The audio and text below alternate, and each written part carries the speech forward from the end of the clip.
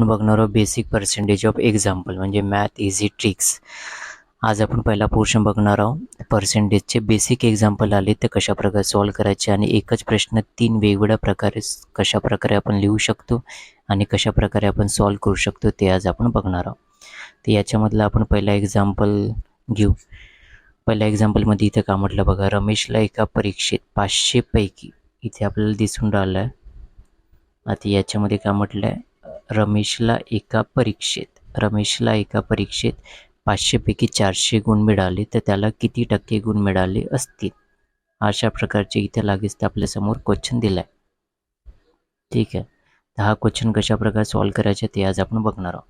तर अगोदर का करायचे, याचे 2 कॉलम करायचे. एका साईडला करायचे पर्सेंटेज, एका साईडला करायचे मार्क. अशा प्रकारे लिहायचे पर्सेंटेज आणि का लिहिलं आपण मार्क लिहिलं. तर आपल्याला माहिती झालं 500 गुण म्हणजे किती होतात 100%. म्हणजे 100% म्हणजे 500 मार्क. तर 400 गुण म्हणजे किती पर्सेंटेज होणार. यांचे काय करायचे, तिरपा गुणाकार आपल्याला करायचे. म्हणजे इथे होणार आहे 100 × 400 डिवाइड बाय 500. तर हे 2 2 0 झाले कॅन्सल. त्यामुळे 400 × 1 म्हणजे झाले 400 डिवाइड बाय झाले 5 आणि 400ला 5ने आपण डिवाइड केले तर ॲन्सर किती येते 80%. म्हणजे इथं आपल्याला माहिती झालं का 500 पैकी 400 गुण म्हणजे त्याला किती टक्के गुण मिळाले असतील, 80% गुण त्याला मिळालेले असेल. ठीक आहे, तर हाच क्वेश्चन आपण वेगळ्या कशा प्रकारे लिहू शकतो तो पुन्हा एकदा आपण बघू. हाच क्वेश्चन अशा प्रकारे लिहू शकतो आपण, रमेशला एका परीक्षेत 500 गुणांपैकी 80% गुण मिळाले तर तो परीक्षा किती गुणांनी उत्तीर्ण झाला असेल. तर असे क्वेश्चन सॉल्व करताना पुन्हा तेच करायचे. 2 कॉलम करायचे, एका साईडला पर्सेंटेज, एका साईडला मार्क.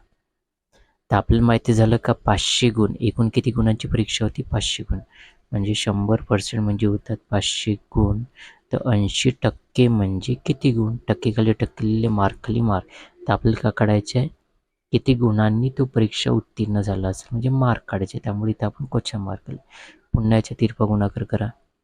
80 गुणिला 500 भागिला 100. पुन्हा हे 2 2 0 झाले कॅन्सल. म्हणजे 80 गुणिला 5 म्हणजे किती होणार 8 पंचे 40 म्हणजे 400 मार्क. म्हणजे तो किती गुणांनी परीक्षा उत्तीर्ण झाला, 400 गुणांनी परीक्षा उत्तीर्ण झाला. ठीक आहे, आय होप हा क्वेश्चन तुम्हाला समजलेला असेल.